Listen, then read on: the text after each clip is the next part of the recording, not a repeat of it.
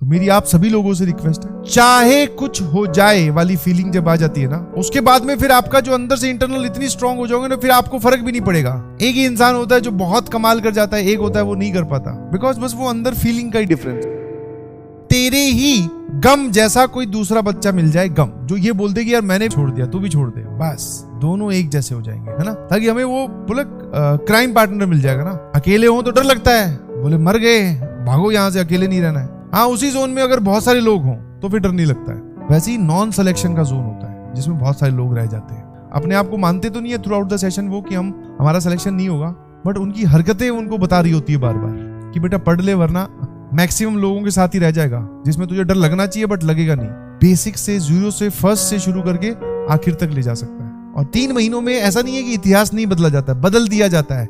इच्छा होनी जरूरी है। बातें सुनने से, कहानियां सुनने से ये सब नहीं होगा, लग के करना पड़ेगा और अंदर से अपने आप को समझाना पड़ेगा कि अब मैं करूंगा ही, चाहे कुछ हो जाए। चाहे कुछ हो जाए वाली फीलिंग जब आ जाती है ना, तब आप एक बड़ा डिसीजन ले पाते हो। वरना अगर आप अंदर से ही स्ट्रांग नहीं हो, बोले यार करना चाहिए कि नहीं, पढ़ूं कि नहीं, आज रुक जाता हूं, तो ये सब वीक फीलिंग है और ये आपको डोमिनेट करती जाएंगी। और जो इस फीलिंग पे आ जाए, चाहे कुछ हो जाए, समझो कि अब उसको हिलाना नामुमकिन तो नहीं बोलूंगा, बहुत मुश्किल है। और जितने लोगों ने अच्छी रैंक लाई है ना, तो उन्होंने किसी ना किसी पॉइंट ऑफ टाइम पर ये चाहे कुछ हो जाए वाली फीलिंग उठाई है, या उस पे वो सोचे हैं, या फिर उस पे जाकर वो एग्री किए हैं कि हाँ sir now is the time. तो मेरी आप सभी लोगों से रिक्वेस्ट है, चाहे कुछ हो जाए वाली फीलिंग पे आ जाओ। उसके बाद में फिर आपका जो अंदर से इंटरनल इतनी स्ट्रांग हो जाओगे ना, फिर आपको फर्क भी नहीं पड़ेगा। छोटे मोटे एरर तो तुम देख ही नहीं पाओगे, बिकॉज समझ में वो एक ही तुम ही तो हो। एक ही इंसान होता है जो बहुत कमाल कर जाता है, एक होता है वो नहीं कर पाता, बिकॉज बस वो अंदर फीलिंग का ही डिफरेंस है और कुछ नहीं। और जैसा कि मैं 50,000 बार पहले बोल चुका हूं, वो सुनहरा दिन कभी नहीं आएगा।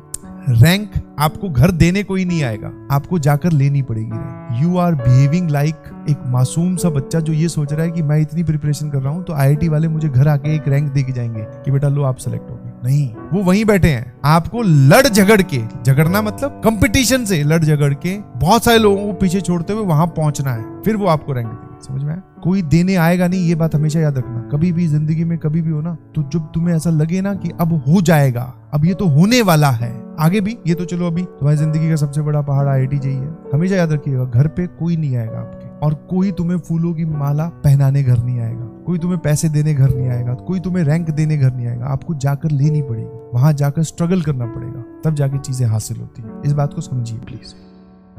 IIT वाली होली तो अलग ही है। अच्छा, उस होली में ना इच्छा नहीं होती घर जाने की। वैसे तो IIT की होली अगर एंजॉय करनी है तो फिर IIT में रुक कर, हॉस्टल्स लगभग खाली हो जाते हैं, तो आप ही वहां पर शहंशाह होंगे।